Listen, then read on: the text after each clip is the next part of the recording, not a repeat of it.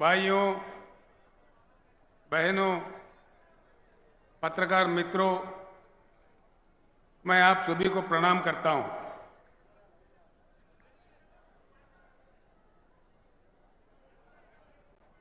एक नई party BRS party कुछ समय पहले ही जन्म लिया था। इस पार्टी का नाम पहले टीआरएस था। ये तेलंगाना राज्य तक सीमित था। देश के हालात समझने के बाद देश के विचारधारा को बदलने की आवश्यकता को समझने के बाद हमने फैसला लिया है कि हमको राष्ट्रीय स्तर पर काम करना है। इसी चीज को लेके हमने बीआरएस का उद्घाटन किया है। पूरे देश भर में काफी समर्थन मिल रहा है। मैं एक विनम्र पूर्वक आप सारे लोगों से प्रार्थना करना चाहूंगा, खास तौर पर हमारे पत्रकार भाइयों से भी, मेरे बात जो भी आप सुन रहे हैं यहीं भूल मत जाइए, यहीं छोड़ मत जाइए।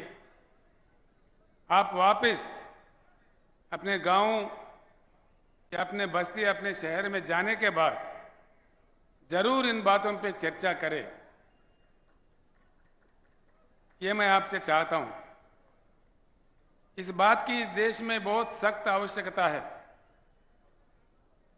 देश की विचारधारा में,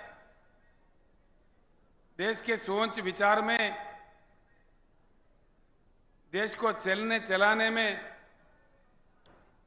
एक बड़ी परिवर्तन की आज आवश्यकता है। हमको आजादी मिले 75 साल गुजर गए। सरकारें कई बने, नेता कई आए, आमदार, खासदार, मंत्री, मुख्यमंत्री, प्रधानमंत्री कई बने। उनको हम ही लोग बनाते गए। एक बात पे विचार कीजिए। भाषण तो बड़े लंबे लंबे आते हैं, कई बातें सुनने को आते हैं। सिंपल बात है, सिंपल बात। ये कोई रॉकेट साइंस नहीं है। मैं जो बात आपके सामने रखना चाह रहा हूं, ये कोई रॉकेट वाला मामला नहीं है, बड़ा साइंस कुछ भी नहीं है इसमें। मामूली बात है। 75 साल के आजादी के बाद इतने मुख्यमंत्री, इतने पार्टियां, इतने सरकारें, इतने प्रधानमंत्री बनने के बाद आज देश में ना पीने को पानी मिलता है, ना सिंचाई को पानी मिलता है, ना बिजली मिलता है। ये क्या दिया नहीं जा सकता? ये है, उसकी इन चीजों की उपलब्धि नहीं है। चक्कर क्या है? इस चीज को समझना है। हम समझ के भी ना समझ नहीं रहना चाहिए। एक बार समझ में आया तो एकजुट होना चाहिए। मेरा इतना ही बात है। आज के समय बड़ा दुख होता है। महाराष्ट्र राज्य में सबसे ज्यादा किसान आत्महत्या कर रहे हैं। क्या कारण है? क्या बात है? दया करके सोचिए। आत्महत्या कोई भी इंसान कब करता है? सारे ही रास्ते बंद होने के बाद मजबूरी हालत में, बड़ी आक्रोशित परिस्थिति में कितना उनका आत्मा घोषण करता होगा, कितना दुख होता होगा। अपने प्रियजनों को, अपने बच्चों को, अपने परिवार को छोड़ के किसी किसान आत्महत्या कर रहा है, क्यों करता है? देश को अन्नदान देने वाला अन्नदाता दिन रात लगातार काम करके अपने खून पसीना बहा के देश को जीवन दान देने वाला अन्नदाता क्यों आत्महत्या करने पे मजबूर है इस देश में? क्या चक्कर है इसके पीछे? ये सोचने की बात है। अब इससे बुरा या और क्या हो सकता है? एक तरफ हमारे किसान मर रहे, रंग बिरंगी झंडे, भाषण देखो माइक पड़ जाता है, घंटों पर भाषण, असेंबली में भाषण, पार्लियामेंट में भाषण, लेकिन किसानों के जो प्रेत, धान के जगह जो प्रेत उग रहे हैं किसानों के खेत में, इसमें रुकावट नहीं आ रही है।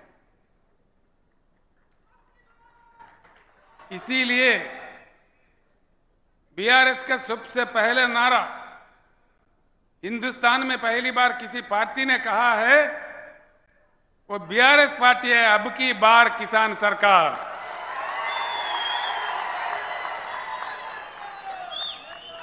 अब की बार,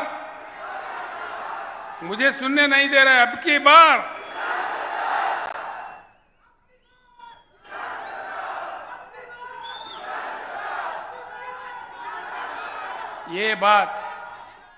ये बात अगर हमारे किसान समझे, हमारे किसान अगर इस बात को समझे, धर्म के नाम पे, रंग बिरंगी झंडों के नाम पे, जाति के नाम पे, राजनीतिक पार्टियों के नाम पे बंटवारा नहीं होते हुए अगर हम एकत्रित हो, एकजुट हो, वज्रमूठ हो, ये कोई असंभव बात नहीं है।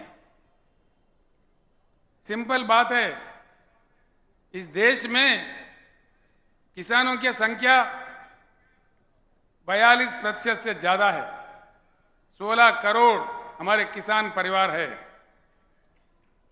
और उसमें मजदूर खेती, हमारे खेती पे काम करने वाले जो मजदूर भाई है, हमारे साथी है, वो दोनों अगर मिला दिए, हम 50% से आगे है। सरकार बनाने के लिए इससे ज्यादा ताकत नहीं चाहिए। एक ही बात गांव में जाके चर्चा कीजिए, आज रात में, आज में, कल में, जब आपको टाइम मिले, अपने दोस्तों के साथ, अपने किसानों के साथ संजीदा बैठ के चर्चा उठाइए। क्या केसीआर ने आके नांदेड़ में ऐसा कहा कि ये बात सच है कि झूठ है? मैं इतना ही आपसे प्रार्थना करता हूं, जो लोग समझते हैं बात को एक दीप से दूसरा दीप जलाए जैसा, बात को फैलाना चाहिए, समझाना चाहिए। मुझे पूर्ण विश्वास है, भारत बुद्धिजीवियों का देश है, बुद्धुओं का देश नहीं है। वक्त आने पर, देश को बात समझ में आने पर, महापुरुषों को, महानेताओं को यूं तुत्कार दिया। देश में जब इमरजेंसी लगा, पाबंदियां लगे, लोक नायक जयप्रकाश नारायण के एक आवाज पे सारे देश एकत्रित हुए, उस समय के महान नेताओं को यूं उठा के फेंक दिए। आज वक्त आया है किसान भाइयों, बहुत हो गया इंतजार। 75 साल काफी लंबा ही समय होता है। अब तक हम हल चलाते हुए कलम किसी और के हाथ में दिए। किसानों को आज सिर्फ हल चलाना नहीं, कलम चलाना, कानून बनाना भी सीखना चाहिए। बोलने से फायदा नहीं है भाइयों, खाली बोलना नहीं है, नारा लगाना नहीं है। खुद बन जाओ आमदार, खुद बन जाओ खासदार, तभी बनेगा किसान सरकार। ये चेतना अगर आ गया, मैं एक बात आपके सामने रखता हूं, मैं कोई अमेरिका का कहा नहीं, या किसी अन्य देश का कहानी या किसी अन्य राज्य का कहानी नहीं कहता, जो अपने महाराष्ट्र राज्य में उपलब्ध है। भाई क्या बात है। अब एक ही बात है, जब भी चुनाव आता है ना, चुनाव आने पर क्या हो रहा है, किसी न किसी पार्टी जीतता है, किसी न किसी नेता जीतता है, लेकिन जनता हारता है। अब कुछ उल्टा होना चाहिए। आगे चुनाव जब भी होगा, जनता को जीतना चाहिए, वो किसानों को जीतना चाहिए। हमारे समस्याओं का वही समाधान है। हकीकत में क्या है, भारत क्या गरीब देश है? बिल्कुल नहीं है। आप लोगों को आश्चर्य होगा, राजनीति में मेरा जीवन अब तक 50 साल बीत गए। मैं राज्य मंत्री, एमएलए, एमपी, केंद्र मंत्री, मुख्यमंत्री, कई चीज पर काम किया। अनुभव के साथ मैं कह रहा हूं, सत्य यह है कि हमारा देश अमेरिका से भी धनवान देश है। करने वाला अगर हो, नेता का काम ईमानदार हो, काम दमदार हो, अमेरिका से भी हम प्रबल आर्थिक शक्ति बन सकते हैं। इसमें कोई गुंजाइश, कोई शक नहीं है। लेकिन नहीं बनते। एक ही बात से आप समझ जाओगे। एक छोटी सी बात मैं आपको कहूंगा, मैं आपका ज्यादा वक्त भी खराब नहीं करूंगा, जो आप आसानी से समझ पाओगे वो बात मैं आपके सामने रखना चाहता हूं। यहां भारत में संपत्ति है, उस संपत्ति से प्रजा वंचित है। क्यों? क्या पाप किया है जनता ने? प्रकृति ने, भगवान ने 4 चीज, बहुत ही मूल्यवान चीज हमको दिया है। वो है पानी, भूमि, कोयला, काम करने वाले 140 करोड़ जनता। इस देश में अमेरिका हमसे 2.5 गुना बड़ा है, लेकिन उनके पास कृषि योग्य भूमि सिर्फ 29% है। चाइना हमारे से 1.5 गुना बड़ा है, लेकिन उनके पास कृषि योग्य भूमि सिर्फ 16% है। पूरे दुनिया में सिर्फ भारत ही ऐसा देश है जहां 50% कृषि योग्य भूमि है। भारत के भूमि को एकड़ में अगर नापा जाए, भारत का सारा जमीन, भारत देश का 83 करोड़ एकड़ बनता है, 83 करोड़ एकर्स। इसमें सीधे ही 41 करोड़ एकड़ कृषि योग्य भूमि है। ये आंकड़े मेरे नहीं है, केंद्र सरकार के आंकड़े हैं। एक चीज भूमि है, दूसरा चीज बारिश होता है भारत में हर साल। ये भी मेरे आंकड़े नहीं है, सेंट्रल वाटर कमीशन के आंकड़े हैं। 1,40,000 टीएमसी की बारिश होती है इस देश में, 1,40,000। इसमें आधा बारिश होने के समय में आधा प्रतिशत इसमें बाष्पीकरण होता है, इवापोरेशन होता है। बाकी 70-75,000 टीएमसी शुद्ध पानी हमारे नदियों में बहता है, कश्मीर से लेकर कन्याकुमारी तक।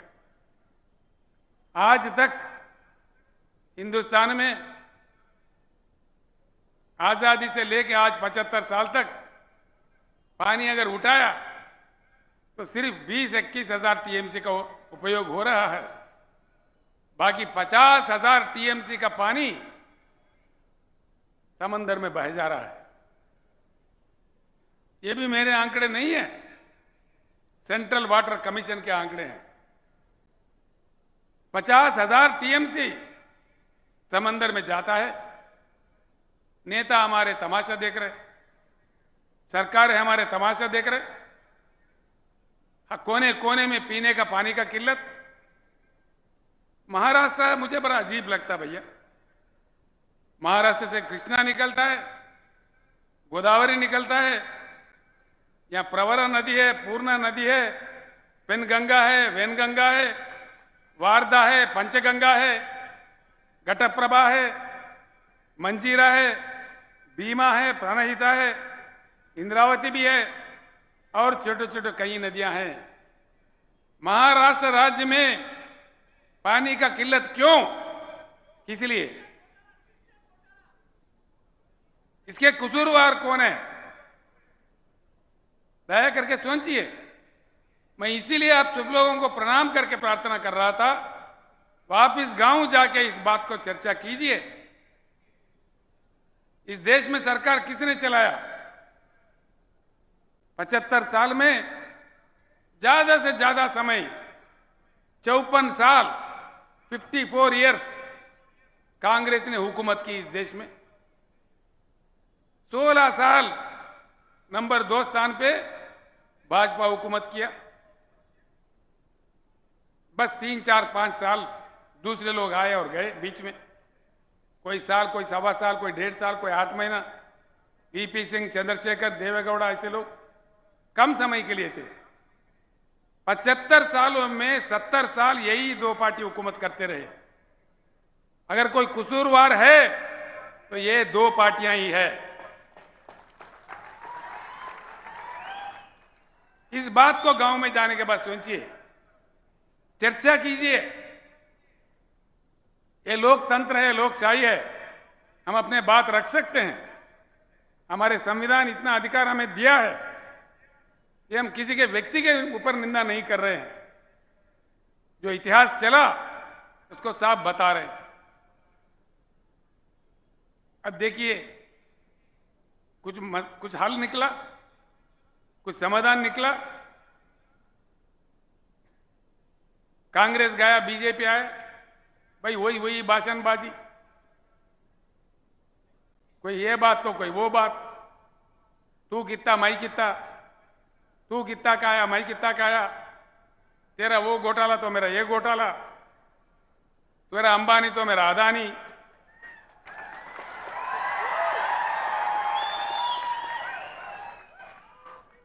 एक सिंपल बात मैं बताता हूं, सिंपल बात है जो आपके आंखों के सामने है, आसानी से आप समझ जाओगे। माननीय मोदी जी जैसे प्रधानमंत्री बने, उनका एक बड़ा गंभीर स्कीम था make in India. Make in India joke in India बन गए। क्या किधर गया भाई make in India? Make in India काम करता तो हर शहर में, भारत के हर छोटे छोटे शहर में चाइना बाजार लगता है। पतंगों का मांझा चाइना से आता है। दीपावली के पटाखे, होली के रंग, दीपावली के दिए, आखिर हम पूजने वाले गणेश मूर्तियां, हमारे राष्ट्रीय ध्वज तिरंगा, ये सारी चीज चाइना से आते हैं। भाई घरे घर, गांव गांव, गली गली चाइना बाजार लग रहा है, तो कहां गया मेक इन इंडिया? चाइना बाजार क्यों लगता, भारत बाजार लगना चाहिए ना। बस ये बात सच है। नांदेड़ में कितना चाइना बाजार है गिन लीजिए। आप परमनी में जाओ, अकोला में जाओ, कहीं भी जाओ, सारे ही देश में, आप उत्तर प्रदेश जाओ, तमिलनाडु जाओ, तेलंगाना जाओ, आंध्रा जाओ, हर शहर में छोटे बड़े सब में चाइना बाजार लगा है। ये क्या हो रहा है देश में? कब तक ये बात चलते रहेंगे? ईमान से सोचिए, दिल से सोचिए। मैं इसलिए बार बार आपसे कह रहा हूं, मेरे बातों को सुन के यूं मत छोड़ दीजिए। मैं आपका भाई हूं, आपका बेटा हूं। मैं दुख दर्द से ये बात कह रहा हूं। ये बात जरूर सोचिए, चर्चा कीजिए। ऐसे ही 2-3 बात और बताने हैं। इस देश में 50,000 टीएमसी पानी जा रहा है, ना हमको पीने का पानी मिलता, ना सिंचाई का पानी मिलता, ना बिजली मिलता, फिर क्या मिलता भाई? भाषण मिलेगा, मन की बात, ये बात, वो बात। कब तक मिलेगा? हमारे मरते दम तक। मरी तो रहे हैं। तो इस बात पे बहुत सीरियस तरीके से आप लोगों को, खास तौर पर किसान भाइयों को, किसान घर के महिलाओं को, हमारे युवा लोगों को, हमारे पढ़े लिखे लोगों को, हमारे वकील साहब लोगों को, हमारे टीचर्स, लेक्चरर्स जो बुद्धिजीवी है, जो लेखक, कवि, गायक है, सारे लोगों को मैं सर झुका के प्रणाम करके इस पावन धरती, महाराष्ट्र के पावन धरती से विनय पूर्वक विनम्र करता हूं, दया करके इस बात पे सोचिए। ये कोई राजनीति नहीं है, हमारे जीवन और मृत्यु की सवाल है, जिंदगी और मौत की सवाल है। कब तक मरते रहेंगे? क्यों मरना भाई? क्या हमारी किस्मत यही है? हम आत्महत्या करने के लिए पैदा हुए? और तो और देखिए, मैं आपको एक बात बताता हूं,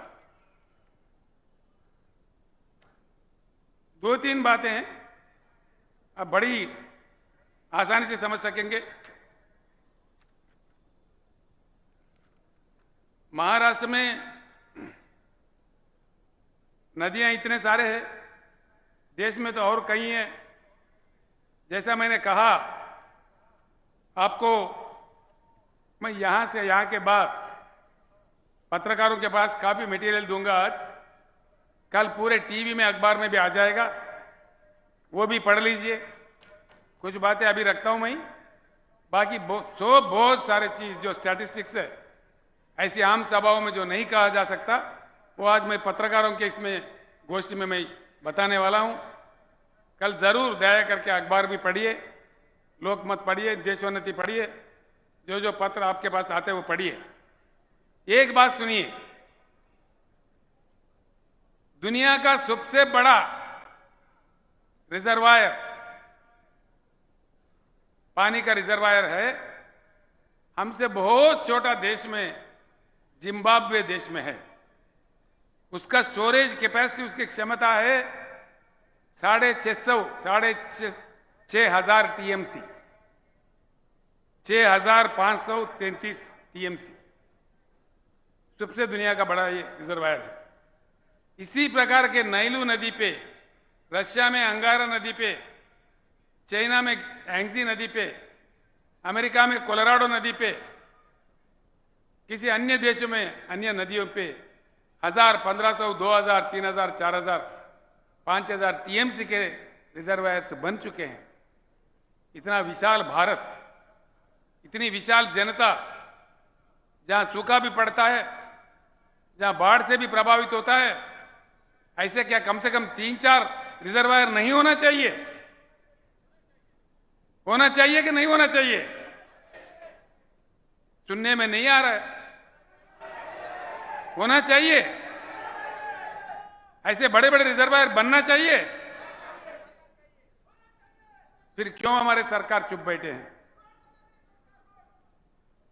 मतलब ये नहीं बनते, और उल्टा चक्कर क्या बनते? क्या बनते? ट्रिब्यूनल। भाई देखो, मैंने जैसा कहा, हिंदुस्तान की कृषि योग्य भूमि है 41 करोड़ एकड़। सरकार अगर सही है, ईमानदार है, पानी उठा के दे दे, तो हिंदुस्तान के हर एकड़ में पानी जा सकता है, पानी दिया जा सकता है। ये पानी दिया जाए, नहीं दिया जाए? बोलिए, दिया जाए? समंदर में जाने के पानी लेके उठा के भूमि पे लाया जाए कि ऐसा ही छोड़ा जाए? आना चाहिए। उधर से वो नहीं बोल रहे, आना चाहिए पानी। जो चाह रहे हाथ उठाइए, आना चाहिए। तो मन तो साफ है, आना चाहिए। फिर कैसे आएगा? क्या ये सरकारों पे हम आशा कर सकते हैं? क्या ये बनाएंगे? ये तो ट्रिब्यूनल डालते हैं, ट्रिब्यूनल 20, 25, 30 साल तक ट्रिब्यूनल का अवार्ड नहीं आता। उसके बाद कितने हमारे ऊपर लगा दिए, ग्रीन ट्रिब्यूनल, मट्टी ट्रिब्यूनल, एनवायरमेंट कमिटी, वो परमिशन नतीजे आए तक और 15 साल। उसके बाद फिर बजट, फिर पास करो, बनो प्रोजेक्ट, यानी कि तीसरा चौथा पीढ़ी में कोई पानी नहीं आएगा। 100 साल के बाद आएगा पानी। क्या ये सरकारें बनाएंगे? हम आशा कर सकते हैं? इसीलिए हमने कहा है अब की बार किसान सरकार बना तभी ये बात संभव हो सकता है। किसान सरकार बने तो ही पानी समंदर में जाने से रुक जाके जमीन पे आ जाएगा। हमारे बीड जिले में आएगा जहां सूखा पड़ता है, हमारे जालना में आएगा, हमारे परभनी में आएगा, हमारे लातूर में आएगा, हमारे गढ़चिरौली में आएगा। हर जगह जहां पानी की किल्लत है वहां आ जाएगा। घरे घर में भरपूर पीने का शुद्ध पानी हमारे घरों में आएगा। भाइयों, मैं आपसे एक बात कहना चाहूंगा जरूर। मैं तेलंगाना का मुख्यमंत्री हूं। 8 साल पहले तेलंगाना भी आपसे बड़ा बुरा हाल में था। करंट नहीं मिलती थी, पता नहीं कब आता कब जाता, भगवान जाने। कई किसान हमारा मर रहे थे करंट मोटर लगाने रात में जाके। किसी को बिच्छू काटा, किसी को सांप काटा, किसी को शाक लग गया। पीने का पानी नहीं था, सिंचाई तो बोलना ही नहीं, सूखा ही सूखा था। आधा लोग पेट हाथ में लिए पलायन थे, देश भर में घूम के मजदूरी कर रहे थे। बड़ी किल्लत थी। 7-8 साल के कड़ी मेहनत से आप लोग जानते हैं, नांदेड़ जिले के भाइयों, जो कि तेलंगाना नांदेड़ के बीच में, महाराष्ट्र के बीच में रोटी बेटी का संबंध है। रोज आना जाना है। आपके लोग, लाखों लोग, हजारों लोग तेलंगाना में आते रहते हैं और तेलंगाना के भाई बंधु यहां भी आते हैं। आज 24 घंटा करंट मिलता है तेलंगाना में। किसानों को प्रकल्प से जो पानी देते हैं, पानी प्रकल्प से, प्रोजेक्ट से, कोई पानी पट्टी नहीं, फ्री में पानी देते हैं। किसानों को 24 घंटा उच्च गुणवत्ता वाला बिजली फ्री में देते हैं। कोई जाके, कोई माई का लाल का दम नहीं है किसान के पास जाके तुम्हारा कितना एचपी है, कितने मोटर है, क्या तुम्हारे 3 मोटर है, 2 मोटर है, लगाओ 50 मोटर भी लगाओ, कोई पूछने वाला नहीं है। कोई पूछने वाला नहीं है। आप जाइए, आप लोग आइए, मैं आपको आह्वानित करता हूं। 4 कदम यहीं आप आदिलाबाद आके देख सकते हैं। और किसानों को हमने 100%, मराठी भाषा में 100% कहते हो, बीमा का जो रकम है 100% सरकारी बनती है। और दुर्भाग्यपूर्ण तरीके से किसी किसान का मृत्यु एक्सीडेंटल नहीं, सहज रूप में स्वाभाविक तरीके से भी, नेचुरल डेथ भी, नेचुरल मृत्यु भी अगर होता है, 8 दिन के अंदर उनके घर में 5 लाख का चेक पहुंच जाता है। 70 लाख किसानों का हमने ऐसा किया है। अभी तक करीब करीब 1 लाख किसान जिनका मृत्यु हुआ, उनके घर पैसा पहुंच गया है। और किसानों के लिए 10,000 रुपए हर एकड़ को निवेश के लिए देते हैं, हर एकड़ को। और खरीदारी दान जितना भी उगता है, पूरा पैदावारी 7,000 हमने परचेजिंग सेंटर खोला है। सारा का सारा दान सरकार ही खरीदता है, पूरा एमएसपी देके। ये चीज जब तेलंगाना में संभव है तो महाराष्ट्र में क्यों नहीं, मध्य प्रदेश में क्यों नहीं, अन्य राज्यों में क्यों नहीं, पूरे भारत में क्यों नहीं। क्यों नहीं? नहीं, इसीलिए कि किसान सरकार नहीं तो ये सब कुछ नहीं। जहां किसान सरकार है वहां ये सब कुछ है। तो हम भी महाराष्ट्र में ये चाहेंगे या नहीं चाहेंगे? फिर बनाएंगे किसान सरकार? टंडा टंडा बोल रहे आप। बनाएंगे किसान सरकार? इसलिए मेरा आप लोगों से विनती है। दूसरी बात, ये पानी की कथा है। करंट का क्या चक्कर है भाई? आता ही नहीं है। क्यों नहीं आता? क्यों नहीं आता भाई? मैं एक बात कहता हूं, लिख लीजिए। इस देश में कोयला इतना है, 361 बिलियन डॉलर कोयला है हमारे पास। देखो हमारे वो करंट कर्मचारी है, लड़ेंगे लड़ेंगे। 361।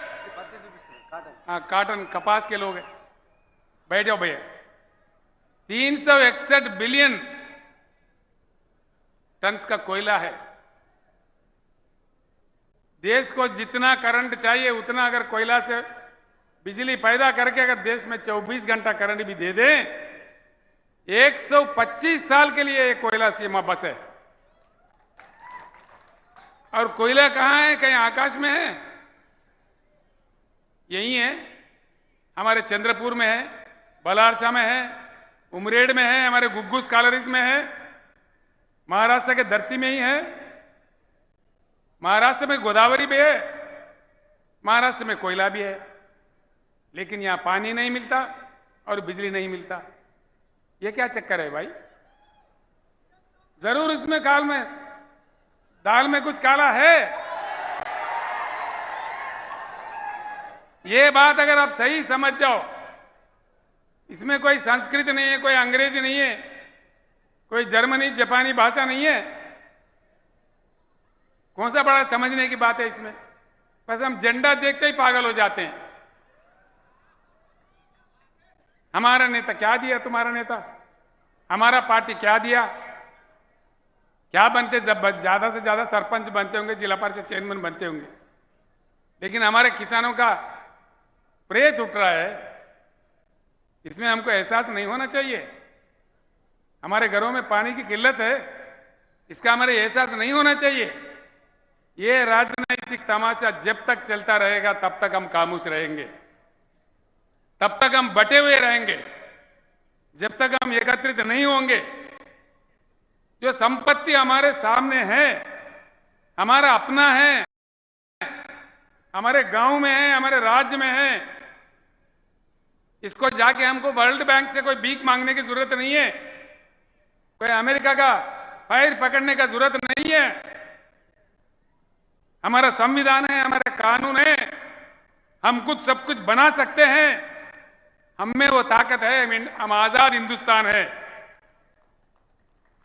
लेकिन पार्टियों के नाम पे, धर्म के नाम पे, जाति के नाम पे बटे हुए, बिखरते हुए हिंदुस्तानी है। इसलिए हमारा हालत यह है। मैं एक बात पूछता हूं भाइयों, ध्यान से सोचिए, दिल से सोचिए। आज इस देश का लक्ष्य क्या है? भारत का कोई लक्ष्य है? भारत अपना लक्ष्य खो दिया है। अंधेरे में अपने रास्ते भूल जाके अपने लक्ष्य खो देके भटक रहा है। बस चुनाव जीतना ही लक्ष्य है, कोई लक्ष्य नहीं है। चुनाव जीतो, दंगा करो, फसाद करो, जाति भेद लाओ, मतभेद लाओ, करोड़ों खर्च करो, शराब पिलाओ, हत्या करो, लेकिन चुनाव जीतो। कब तक जिताते रहेंगे? आकर हम तंग नहीं हो रहे? जिता जिता के थक गए भाई। कितने आते हैं वोट भिखारी, हर चुनाव में आते हैं रंग बिरंगी कहानी लेके। नेता बदलता है, हमारे किसानों का हालत क्यों नहीं बदलता? किसानों का हालत अगर बदलना है, जैसा तेलंगाना राज्य में बदला है किसान सरकार आने पर ही बदलता है। अब देखो, मैं दुबला पतला आदमी हूं। मैं जब शुरू किया था, नेता लंबे लंबे मोटे मोटे थे मेरे से। अरे बोला, ये दुबला पतला याद ये कुछ कुछ दबा देगा भाई, इससे क्या होगा। अब क्या हुआ, देश जाता है। तो इसलिए नेता को दिखाया नहीं होना चाहिए। नेता का मोटापा कहां से आता है भाई? हमारे वोट से ही आता है। नेता बनता कहां से है? नेता का शक्ति क्या है? जब हम ये बात जान गए, जब तक ये बात नहीं समझेंगे भाइयों मेरे बहनों, हमारे को मुक्ति नहीं मिलेगा। हम ऐसे ही आत्महत्या करते रहेंगे, लेकिन हमारा कोई देखेगा नहीं। वो लोग हमको लाइट ले लेंगे। दूसरा बात, मैं आपको आश्वासन देता हूं, अगर आप किसान सरकार बनाओ, गुलाबी सरकार बनाओ, 2 साल के अंदर जगमगाता हिंदुस्तान, जगमगाता महाराष्ट्र। हिंदुस्तान के हर गांव में, महाराष्ट्र के कोने कोने के हर छोटे छोटे कस्बे में भी 24 घंटा उच्चगत गुणवत्ता वाला पावर देंगे। ये मेरा आपसे वायदा है। ये हमने करके दिखाया है तेलंगाना राज्य में। जब वहां संभव है, एक बात और सोचिए, तेलंगाना उनका रक्षा हुए, उनका बीमा किया जाए, फसल बीमा, किसल बीमा, जो झूठे वादे, झूठे ड्रामा है, नहीं सोचने की बात है। बहुत बड़े बड़े नेता है भाई। शर्म की बात है, उत्तर प्रदेश से, महाराष्ट्र से कई किसान नेता भी बोलते भाई हमको जाना है। कहीं को जा रहे हैं भाई? धरना करना है। कहां धरना करना है? शक्कर फैक्ट्री के सामने धरना करना है। हर साल करना है क्या? गन्ना खरीदते हैं, पैसे नहीं देते, 3-3 महीने, 6-6 महीने, कहीं तो देते भी नहीं है, दाम भी नहीं देते। क्या घोटाला है इसके पीछे? क्या हमारे सारे नेता इनसे मिले हुए हैं? या तो फिर केंद्र सरकार के पास, राज्यों के सरकारों के पास, चाहे उत्तर प्रदेश का हो चाहे महाराष्ट्र के, या हमारे संविधान में, हमारे कानून में इतनी कमजोरी है कि किसानों को पैसे भी नहीं दिला पाए? ये क्या चक्कर है? सरकार अगर समझता 24 घंटे के अंदर पैसे ना आ जाए किसान के चौखट पे, नहीं आएंगे? आएंगे क्या नहीं आएंगे? यानी कि क्यों नहीं आ रहे? सरकार नहीं समझ रहे, सीरियसली नहीं ले रहे। इसीलिए 13 महीने का धरना देखो, आज क्या हुआ? कुछ निकला समाधान? 13 महीने का धरना का कुछ समाधान निकला? कुछ नहीं, निकलेगा भी नहीं। इसीलिए कि वो समझ बैठे हैं किसान एकत्रित नहीं होंगे, किसान के पास बुद्धि नहीं है। एक बार एकत्रित होकर बना के बताइए। नांदेड़ भाइयों, महाराष्ट्र के अन्य जिला से आए हुए भाइयों, मैं आपसे विनम्र पूर्वक प्रार्थना करता हूं, आगामी जिला परिषद चुनाव में किसान अपने ताकत दिखा दे, महाराष्ट्र सरकार झुक के आपके पास आ जाएगी। एक बार तो दिखाओ कम से कम। सरकारों को सीधा उंगली से जब घी नहीं निकलता तो टेढ़ा उंगली से निकलना चाहिए। तो इसलिए मैं आपसे विनम्र पूर्वक विनती करता हूं, जब तक हम बिखरे हुए रहेंगे, बटे हुए रहेंगे, हम कुछ नहीं कर पाएंगे। इसीलिए मैं आपसे फिर एक बार अनुरोध करता हूं, कहीं अन्य समस्या भी है। हमने सिर्फ किसानों के लिए नहीं किया तेलंगाना में, हमारे बुनकर भी आत्महत्या कर रहे थे, मर रहे थे। आज उनको सिर्फ 50% में ही सारे उनके लिए प्रबंधन करते हैं, उनके जो सामान चाहिए होता है। हमारे धनगर जो बकरी पालते हैं, 75% सब्सिडी पे भारत में सबसे अधिक 7 लाख के ऊपर बकरी के यूनिट लाके उनको बांट दिए हैं। कलालों का हमने काम किया है, जो सेंधी के जाड़ों का रकम होता है उसको पूरा बर्खास्त कर दिया है। हर किसी को हमने काम किया है। करते करते जो मछुआरे हैं, मछली पकड़ते हैं, उनके लिए काफी हमने काम किया है। उनका भी आज कल्याण हो रहा है तेलंगाना में। फ्री में डालते हैं पूरे सीड जितना भी है, आज वो भी खुश है। जो नाई है, जो हमारे कपड़े धोने वाले दो भी भाई है, उनके लिए भी 250 यूनिट तक का पावर फ्री में देते हैं। वो लोग भी थोड़ा इसको उपयोग कर रहे हैं। हर जिले में एक मेडिकल कॉलेज हमने कायम किया है। 1000 से ऊपर आवासीय विद्यालय हमने बनाए हैं तेलंगाना में। ये सारी चीज जब वहां हो सकता है, यहां भी जरूर होना चाहिए, हो जाएगा। अगर आप समझ गए तो यहां के नेताओं के चक्कर में, झंडा में उलझे रहोगे, फंसे रहोगे, तो कोई काम नहीं बनेगा। तो इसीलिए मैं बार बार आपसे विनती कर रहा हूं, मैं जो भी कह रहा हूं, आगे पत्रकारों को मीटिंग में जो भी कहूंगा, उन बातों को जरूर सोचिए, गांव में चर्चा कीजिए। अगर मेरे बात सच है, मेरे बात में ईमान है, तो उठाइए गुलाबी झंडा, सरकार किसान का बनाइए, दम बताइए अपना, तब जाके समाधान मिल सकता है। आखिरकार दलित भाई, हमारे दलित वर्ग के लोग, पीड़ित वर्ग के लोग हैं, आदिवासी लोग भी है। दलित वर्ग के लोग कब तक रहेंगे ऐसा? इनके लिए भी तेलंगाना में अच्छा समाधान निकाला है। तो तेलंगाना दलित बंधु स्कीम है। हमारे पास 17.5 लाख दलित घराने हैं तेलंगाना में। उनको, हर फैमिली को वापस नहीं देने वाला, बिना किसी बैंक के झंझट के 100% सब्सिडी के रूप में 10 लाख रुपए हर घराने को देते हैं। वो जो काम कर सकता है, उनका कोई रोक दाग नहीं है। जो काम वो समझता है कर सकता है, वो कर सकते हैं। तेलंगाना दलित बंधु आज पूरे हिंदुस्तान में मशहूर है। ऐसा ही भारतवर्ष में दलितों के साथ जो अन्याय हुआ, उनका भी पीड़ा चले जाना चाहिए। ये हमारा भारत समाज का फर्ज बनता है।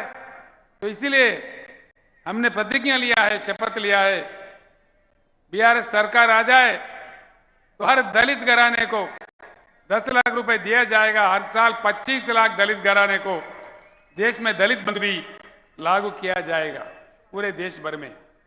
रैतु बंधु जो है, किसान बंधु स्कीम, वो भी हर जगह दिया जाएगा, हर राज्य में दिया जाएगा। भाइयों, इससे मैं एक ही बात आपको कहता हूं, मैं आपको कोई युद्ध करने के लिए नहीं कह रहा हूं, आपसे किसी से झगड़ने का, लड़ने के लिए नहीं कह रहा हूं। कोई धूप में, बारिश में आके जंग करो, मैदान करो, तलवार पकड़ो, ये बात मैं नहीं कहता। बस सिर्फ इतना करो कि बैठो, समझो, चर्चा करो, एकत्रित हो जाओ। हाँ, ऐसा उंगली से मारे तो मार नहीं लगेगा। मुट्ठी भर के पचकड़ मारो तो जबरदस्त मार लगेगा। उंगली बन के नहीं रहना है, मुट्ठी बन के रहना है। एकत्रित हो जाओ, अपने वोट अपने लिए इस्तेमाल करो, अपने वोट अपने लिए। अपना सरकार बने, तब जाके हमारा समाधान निकलता है। पानी आ जाएगा, बिजली आ जाएगा, एक के पीछे एक सुबह आ जाएगा, सारे समाधान निकाल जाएंगे। ये गोलमाल से हम हट जाएंगे, अपनी सरकार बना लेंगे। मैं आपसे नहीं, कई चीजें भाई, क्या बोलते, मैं आपको कम बातों में कुछ बातें समझाने की कोशिश किया। काफी अन्य बातें भी है। किसानों पे मैं ज्यादा कहना चाह रहा था। इससे पहले हमारे धर्माबाद तालुके के बापूराव कदम जी, हमारे युवा मित्र गणेश कदम मेरे पास आए थे। काफी साल पहले से मेरे पास आ रहे हो। वो चाह रहे थे बार बार कि साहब आपकी आवाज महाराष्ट्र में आ जाए, नांदेड़ में आ जाए। मैं उनका शुक्रिया अदा करता हूं और आप तमाम लोगों का भी शुक्रिया अदा करता हूं। मुझे आशीर्वाद देने के लिए, जो इतनी भारी संख्या, मैंने सोचा भी नहीं था इतनी बड़ी तादाद में आप आओगे। इतनी बड़ी संख्या में आके जो आपने एकता बताई, जो प्यार मुझे दी, जो आशीर्वाद आपने दिया है, मैं दिल में रखूंगा, मैं भूल नहीं जाऊंगा। ये मेरा पहली सभा था महाराष्ट्र राज्य में। कुछ ही दिनों में भाइयों, बीआरएस का काम शुरू होगा। हमारे मानिक कदम जी जो किसानों के लिए जिंदगी भर लड़ते हैं, हमारे दशरथ सावंत काका, अभी उनका 84 साल उम्र है, 84 इयर्स, अभी भी वो किसानों के लिए तड़पते हैं। ये लोग तैयार किया है पूरा नक्शा। सिर्फ 8-10 दिन के अंदर हर गांव में बीआरएस की गाड़ी आ जाएगा, हर गांव में आ जाएगा। पूरे कमिटियां बनेंगे ताकत जुटाने के लिए, किसानों को एकत्रित करने के लिए। 10 दिन के अंदर, मात्र 10 दिन के अंदर पूरे गाड़ियां हर गांव में, मतलब यानी कि महाराष्ट्र राज्य में 288 असेंबली हल्के हैं, पूरे 288 गाड़ी एक साथ निकलेंगे। छत्रपति महाराज के जन्मस्थल जो शिवनेरी है, वहां माथा टेक के शपथ लेके किसानों का सरकार बनाने के लिए पूरी महाराष्ट्र राज्य में किसान कमेटियां बनाने का प्रक्रिया शुरू होगा। मैं आपसे फिर एक बार प्रार्थना करता हूं कि आप सब लोग एकत्रित हो जाए। मैं भी 4 जगह जाऊंगा, सिर्फ नांदेड़ नहीं, पश्चिम महाराष्ट्र जाऊंगा, विदर्भ में जाऊंगा, उधर उत्तर महाराष्ट्र में भी जाऊंगा, हर जगह जाऊंगा जहां तक मेरे से हो सकता है। जो शक्ति भगवान ने मुझे दी है, मैं पक्का उसके लिए काम करूंगा। इतना कहते हुए, धर्मस्य विजयोस्तु अधर्मस्य नाशोस्तु, प्राणिषु सद्भावनास्तु, विश्वस्य कल्याणमस्तु। जय महाराष्ट्र, जय भारत, जय हिंद। धन्यवाद।